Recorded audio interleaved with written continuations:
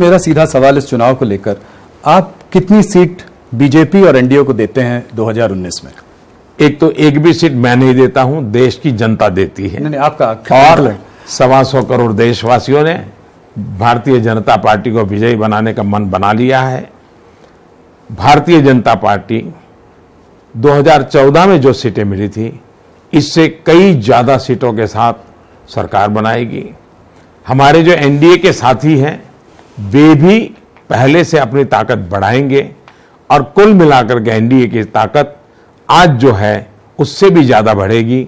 और जिस आत्मविश्वास के साथ, जिस समर्पण भाव के साथ हमने देश की सेवा का काम किया है, आने वाले 5 साल उतने ही कमिटमेंट के साथ, उतने ही समर्पण के भाव के साथ इस काम को हम आगे बढ़ाएंगे। आपने कहा कि ज्यादा सीट आएंगी पिछली बार से, तो अगर आप हिंदी हार्टलैंड में देखें कुछ स्टेट्स को, तो आप यहां पे अपनी टैली इससे ज्यादा कैसे अच्छी करेंगे? उत्तर प्रदेश में आपके पास 73 सीटें, कहीं 26 में 26, कहीं 27 में 25, कहीं 25 में 25। तो इस तरीके से देखा जाए तो कुछ स्टेट्स में 178 में से आपको 168 सीटें मिली थी। तो ये इसको कैसे संभव होगा, इसको इससे ज्यादा अच्छा करना? अगर इसी आंकड़ों से चलते तो त्रिपुरा के चुनाव परिणाम को कैसे देखेंगे, जहां भारतीय जनता पार्टी का एक भी एमएलए जीतता नहीं था। आज त्रिपुरा के अंदर 3/4 मेजोरिटी के साथ हम सरकार चलाते हैं। अगर यही समीकरणों को देखते तो हम कभी आगे ही नहीं बढ़ते। हम 84 में 2 सीट पर थे और आज 2014 आते आते हिंदुस्तान में पहली बिन कांग्रेसी पूर्ण बहुमत वाली सरकार बन गई। तो मैं समझता हूं कि जो एरिथमेटिक है वो राजनीति और एरिथमेटिक का उस प्रकार का मेल नहीं होता है।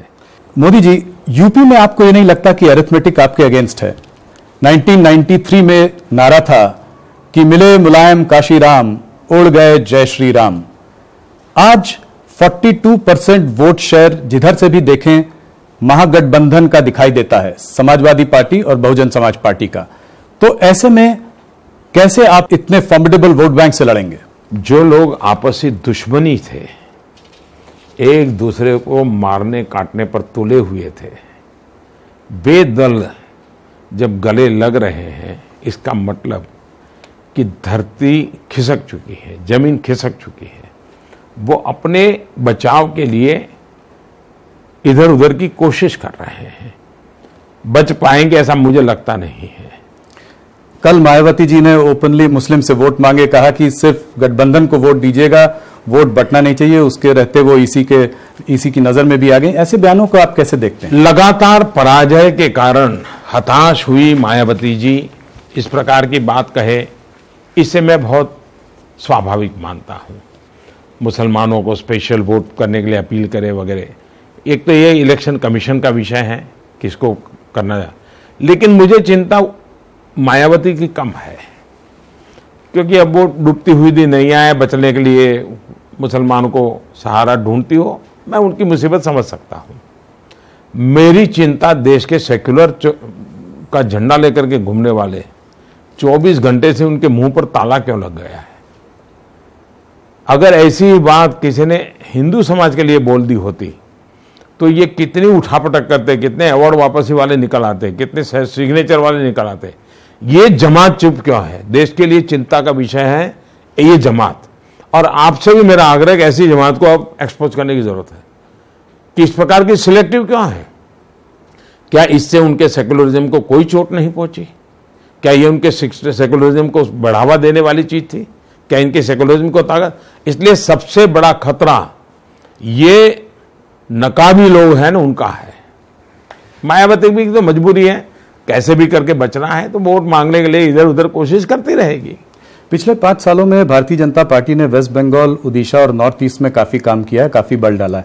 आपको यहां से कितनी सीटों की अपेक्षा है? क्या आपको लगता है कि वेस्ट बंगाल में आप अपनी टैली को काफी आगे ले जा पाएंगे? भारतीय जनता पार्टी हिंदुस्तान के हर कोने में अपना प्रभुत्व बढ़ाएगी, हमारा टैली भी बढ़ाएगी और उसी के कारण देश का हमारा टैली बढ़ने वाला है। देश के हर कोने में हम बढ़ने वाले हैं। जहां पूरी की पूरी है वो हम मेंटेन करेंगे, वोट शेयर बढ़ाएंगे। जहां पर एक दो कम थी वो भी पूरी हो जाएगी। और इस प्रकार से मैं देख रहा हूं कि पूरे देश में एक लहर चल रही है। वेस्ट बंगाल में भी पूरे देश में लहर चल रही है। आप नॉर्थ ईस्ट में जाइए या आप कच्छ के रेगिस्तान के गांव में जाइए, पूरे देश में लहर चल रही है। तो वेस्ट बंगाल में अमित शाह जी कह रहे हैं 23 सीटों से ज्यादा लाएंगे। उड़ीसा में भी 11-12 सीट की बात हो रही है। क्या लगता है कि ऐसा हो पाएगा? मैं आंकड़ों में नहीं जाता हूं, लेकिन हमारे राष्ट्रीय अध्यक्ष अमित भाई इस सर्वाधिक मेहनत करने वाले नेता है। मेरे प्रवास को तो मीडिया में जगह मिलती है, लेकिन उनके प्रवास की चर्चा कम होती है। लेकिन मैं देखता हूं कि शायद ही हिंदुस्तान में किसी राजनीतिक दल का अध्यक्ष इतनी मेहनत और 12 महीना, यानी सिर्फ चुनाव के लिए नहीं, हर जिले तक जाना, कार्यकर्ताओं से मिलना, वहां की समस्याओं को समझना, ऐसा अद्भुत परिश्रमी नेतृत्व आज भारतीय जनता पार्टी को मिला है। और इसलिए उनके असेसमेंट में मैं और ज्यादा भरोसा करता हूं। तेलंगाना और आंध्र प्रदेश में क्या आपका एक पोस्ट पोल अलायंस जगन और केसीआर के संग हो सकता है? ऐसी कोई संभावना है? भारतीय जनता पार्टी पूर्ण बहुमत से जीतेगी, पहले से ज्यादा टैली होगा। एनडीए एक अतिरिक्त ताकत हमारे पास है, उसका टैली भी बढ़ने वाला है। देश में सरकार बनाने के लिए बहुमत से भी अच्छी स्थिति में हम होंगे। इसलिए सरकार बनाने में हमें कहीं पर किसी की मदद की जरूरत नहीं पड़ेगी। लेकिन हमारा मकसद सिर्फ सरकार बनाना नहीं है, हमारा मकसद सिर्फ सरकार चलाना नहीं है, हमारा मकसद देश चलाना है, देश बढ़ाना है। और जब देश चलाना है, देश बढ़ाना है, तो बहुमत के आधार पर नहीं होता है, सर्वमत के आधार पर होता है। इसलिए हमारी कमिटमेंट है, हमारा ये सैद्धांतिक मत है कि एक एमपी भी किसी का चुनाव होगा उसको भी हम साथ लेकर के चलेंगे। कोई भी दल हमारा कितना ही विरोधी क्यों ना हो, घोर विरोधी क्यों ना हो, उसको भी हम साथ लेकर के चलेंगे, क्योंकि हमें देश चलाना हमारा लक्ष्य है, देश को आगे बढ़ाना हमारा लक्ष्य है। मोदी जी, करीब 1 साल पहले तक राम मंदिर का मुद्दा काफी गर्म था, सब लोग उसके बारे में बात भी करते थे। आपने आज मैनिफेस्टो में भी उस मुद्दे को रखा है, पिछली बार भी मैनिफेस्टो में था। मगर देखने को यह आया है कि ज्यादातर आपके लीडर्स जो हैं पिछले कुछ 6 महीनों से राम मंदिर के मुद्दे पर ज्यादा बात नहीं कर रहे हैं। क्या ये थोड़ा ऐसा लग रहा है कि लोगों का इससे रेजोनेंस कम हो गया है? प्रॉब्लम मीडिया की है। बोले तो कहते हैं आप हिंदुत्व के पास सिवाय आपके पास कोई मुद्दा नहीं है, न बोले तो आप कहते हैं कि राम मंदिर बोलते क्यों नहीं है। तो ये प्रॉब्लम मीडिया का है। भारतीय जनता पार्टी इस विषय में कंसिस्टेंट है। हमने एक सैद्धांतिक स्टैंड लिया हुआ है और उसमें हमने कभी बदलाव नहीं किया है, कभी ऊपर नीचे नहीं किया है। प्रियंका गांधी के उत्तर प्रदेश में कैंपेन करने के लिए आप प्रियंका फैक्टर को कितना महत्व देते हैं? क्या लगता है इससे कोई फर्क पड़ेगा कांग्रेस की टैली में? मैं समझता हूं कि मुझे किसी भी व्यक्ति विशेष को लेकर के चर्चाओं में नहीं उतरना चाहिए। और राहुल गांधी का 2 जगह से लड़ना कैसे देखते हैं? वायनाड से उन्होंने लड़ने का फैसला लिया है। कोई भी 2 सीटें लड़ने का संविधान में व्यवस्था है, लड़ सकता है। कोई 2 सीट पे लड़े कोई बुरा चीज है, ऐसा मैं नहीं मानता हूं।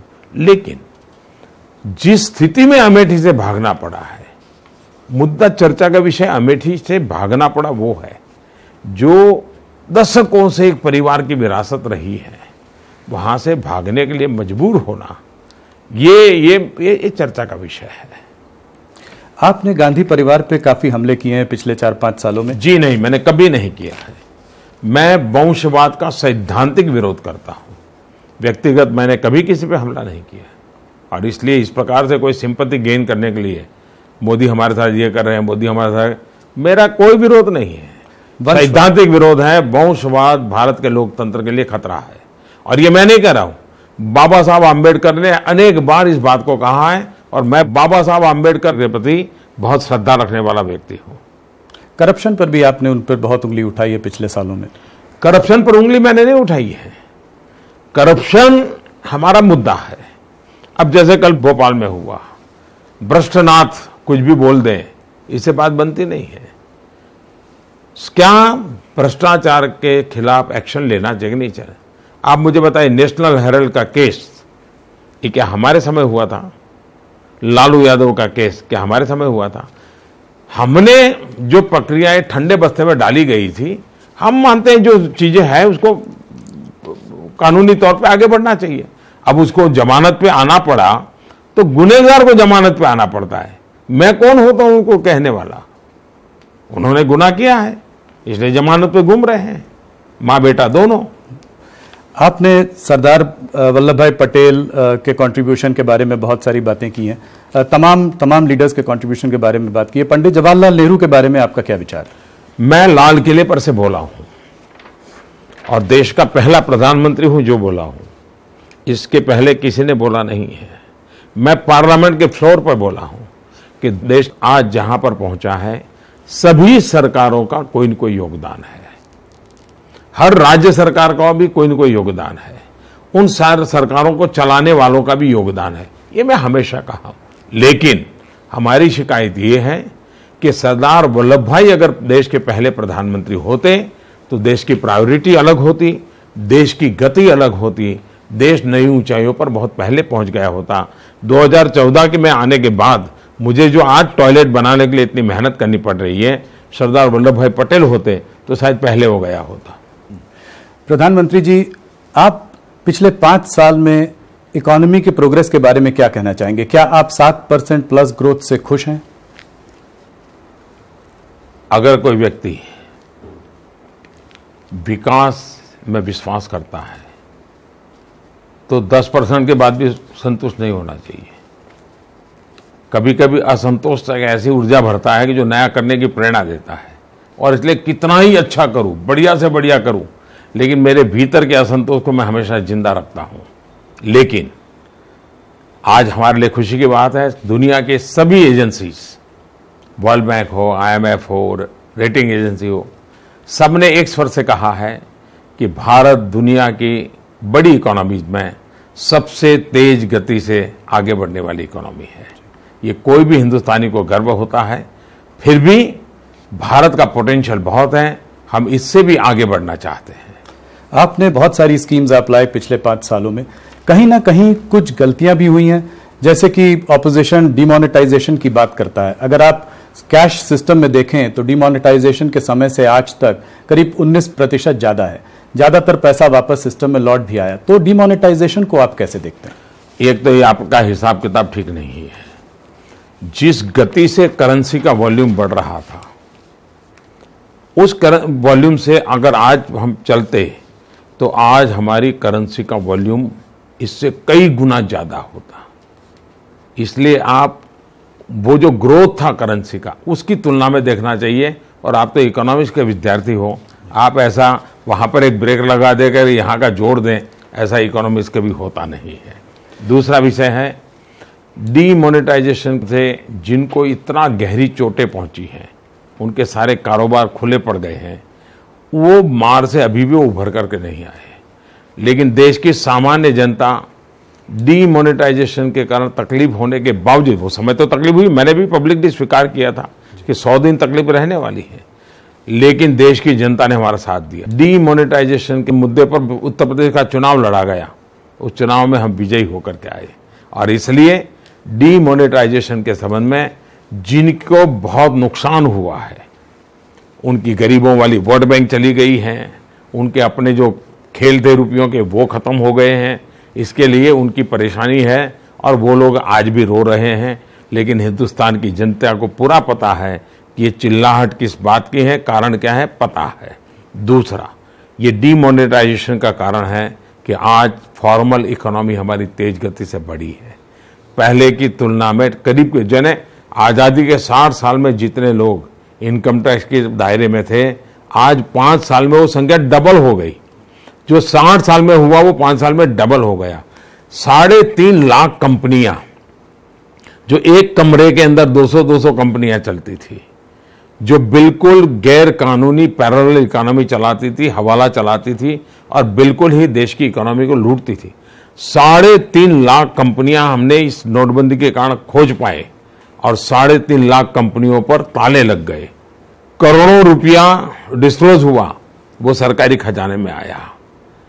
मैं समझता हूं कि ये इतना बड़ा कदम हमने न लिया होता तो आज फॉर्मल इकोनॉमी कहीं नजर नहीं आती, पूरी तरह ये जो पैरेलल इकोनॉमी चलती थी वही दिखाई देती। आज मकानों के दाम कम हुए, क्यों हुए? क्योंकि बेईमानी के पैसे गए, काला धन गया, तब जाकर के होने लगा है। आपके कार्यकाल में कुछ लोग कहते हैं कि काफी इंस्टीट्यूशन में कुछ प्रॉब्लम्स रही हैं। आरबीआई के 2 गवर्नर आए, सीबीआई में भी थोड़ा बहुत टॉप लेवल पे कुछ लड़ाई झगड़े हुए, जुडिशरी में भी 4 जस्टिसेस, सीनियर जस्टिसेस ने एक प्रेस कॉन्फ्रेंस भी की। आप इसको कैसे देखते हैं? इंस्टीट्यूशनल क्रेडिबिलिटी की जब बात होती है तो इसे आप कैसे देखते हैं? कांग्रेस पार्टी ये जो मुद्दे उठाती है वो मुद्दे इतने वाहियात है। जब वो चुनाव हार जाए तो इलेक्शन कमीशन बेकार, उनके अनुकूल जुडिशरी चले इसके लिए दबाव डालने के लिए चीफ जस्टिस के ऊपर महाभियोग लाएं और उसको लटकाए रखें और अपने अनुकूल जजमेंट लेने तक उसको लटकाए रखें, उसको परस्यू न करें। हर इंस्टीट्यूशन को तबाह करने का काम कांग्रेस पार्टी ने किया है। इंस्टीट्यूशन को ताकत देने का काम अगर किसी ने कहा तो इन 5 साल में, और ये लोग जिन्होंने इमरजेंसी देश पर लाई, पूरे देश को जेल खाना बना दिया था, देश के वरिष्ठ नेता को जेल में डाल दिया था, मीडिया पर ताले लगा दिए थे, सारा मीडिया बंद पड़ा था, ये इंस्टीट्यूशन की बात करते हैं, उनको शोभा नहीं देती है। लालकृष्ण आडवाणी जी ने कहा है nation first, party next, self last. आपने एक ट्वीट कर इस बात का समर्थन भी किया। आडवाणी जी ने यह भी कहा बीजेपी के लीडर्स को अगर कोई गाली दे या कुछ कहे तो उनको एंटी नेशनल नहीं कहना चाहिए। तो आप इस बात पर क्या कहें? ये भारतीय जनता पार्टी के सिद्धांतों को ही उन्होंने दोहराया है, यही हमारे सिद्धांत है। हम और आडवाणी जी, सब लोग, सब भाजपा का कार्यकर्ता यही कहता है, हमारे लिए देश सबसे ऊपर है, दल बाद में है और खुद तो एकदम आखिर में है। ये हमारे संस्कार है और राष्ट्रवाद के संबंध में भी हमारी यही भूमिका है। हमारी कोई आलोचना करे इसलिए किसी की देशभक्ति पे, ये लोग हैं। आपको मालूम है कांग्रेस पार्टी के नेता ने अटल बिहारी वाजपेयी जी को गद्दार कहा था। आपको मालूम है कि पार्लियामेंट के फ्लोर के अंदर कांग्रेस के एक वरिष्ठ नेता जिनका स्वर्गवास हो गया, उन्होंने अटल जी को देशद्रोही कहा था। और इसलिए आडवाणी जी की बात सही है कि भाषा मंजूर नहीं हो सकती है। मेरा आखिरी सवाल, आपने मोदी जी काफी हम लोगों से अपील की थी कि हम लोग वोटर अवेयरनेस फैलाएं। जिस दिन आपने ये ट्वीट किया, मुझे भी टैग किया था, उसी दिन हम लोगों ने एक कैंपेन शुरू किया, बटन दबाओ देश बनाओ। क्या कहना चाहेंगे आप हमारे वोटर्स से? मैं सभी मतदाताओं से आग्रह करूंगा कि गर्मी के दिन है, जलपान करने से पहले सुबह सुबह ही वोट करें। और इसलिए मैं कहता रहता हूं, पहले मतदान बाद में जलपान। दूसरा मेरा आग्रह है कि मतदाता इन दिनों काफ़ी जागरूक हुए हैं, लंबी लंबी कतार होती है, खुद भी साथ अपना पानी लेकर के ही जाएं, वो अच्छा होगा। आजकल तो इलेक्शन कमीशन काफ़ी व्यवस्था करता है, बैठने की व्यवस्था करता है, पानी की व्यवस्था करता है, फिर भी क्योंकि गर्मी के दिन है और मैं चाहूँगा कि बहुत शांतिपूर्ण मतदान हो, हम भारी मतदान करें, जहाँ भी आपकी पसंद हो वहाँ वोट डालें। और विशेष करके मेरा नए मतदाताओं से आग्रह है जो पहली बार मतदान कर रहे हैं, क्योंकि जो पहली बार मतदान करने वाले लोकसभा में वो 21वीं सदी का उनका पहला मत है, उनके जन्म के बाद का। ये अपने आप में बड़ा गौरव है और हमारे देश में जो नए मतदाता हैं उनका बहुत सम्मान होना चाहिए, बहुत गर्व होना चाहिए, क्योंकि वो पहली बार राष्ट्रीय मुद्दों पर निर्णय की भूमिका अदा करने जा रहा है, वो एक भागीदार बनने जा रहा है। और इसलिए जो फर्स्ट टाइम वोटर है, मेरी उनको विशेष आग्रह है कि आप जरूर मत डालिए। मेरा दूसरा आग्रह है कि आजकल ऑनलाइन आप वेरीफाई कर सकते हैं कि आपका मतदाता सूची में नाम यह है या नहीं है। हम क्यों न इस काम को खुद कर लें, जितना जल्दी हो सके खोजें, ताकि बाद में आखिरी दिन पर जो दौड़ धूप होती है वो न हो। तो मैं सभी मतदाताओं को लोकतंत्र के इस पर्व में उमंग उत्साह के साथ भागीदार बनने के लिए निमंत्रित करता हूं। लोकशाही अमर रहे, इसी एक संकल्प के साथ हम आगे बढ़े, यही मेरी सद्भावना है। मोदी जी, आपने हमारे संग इतनी सारी बातें की, इसका बहुत बहुत धन्यवाद। आपको चुनाव के लिए हार्दिक शुभकामनाएं, ऑल द बेस्ट। बहुत बहुत धन्यवाद और आपके दर्शकों का भी बहुत बहुत धन्यवाद। Thank you.